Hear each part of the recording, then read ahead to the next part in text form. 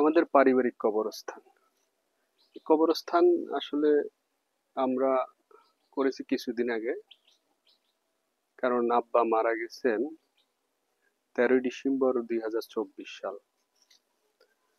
ওই সময় আসলে 2024 সালের ডিসেম্বর মাস আব্বাকে আমরা 12 তারিখ বৃহস্পতিবার খুব সুস্থ শরীরে ঢাকা থেকে বাড়ির উদ্দেশ্যে ওনাকে গাড়ি করে পাঠিয়েছিলাম। তো সেখান থেকে সারাদিন ভালো ছিলেন, সারাদিন সুস্থ শরীরে কাটিয়েছে, কিন্তু সন্ধ্যার সময় অসুস্থ হয়ে যায়। হঠাৎ অসুস্থ হয়ে গেলে পরে সামান্য ব্যথা, শেষ রাতে গিয়ে উনি মারা যান শুক্রবার সুবহ সাদিকের সময়। আব্বা মারা যাওয়ার পর পরেই আসলে এই কবরস্থান পারিবারিক কবরস্থান হিসাবে তৈরি করা।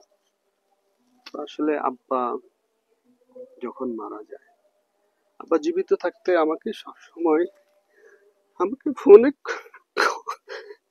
খোঁজ খবর নিতেন যখন যে অবস্থায় থাকতাম।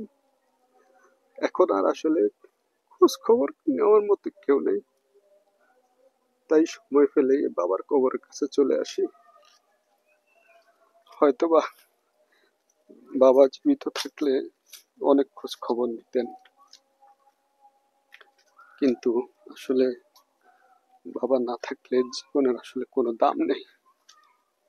আমরা তো বাবা মা জীবিত থাকতে খুব বেশি গুরুত্ব দেই না, কিন্তু মরে গেলে বুঝি আসলে মানুষের জীবনের সবকিছু, মানুষের যাদের বাবা আছে জীবিত তারা হয়তো অনেক সুখে আছে।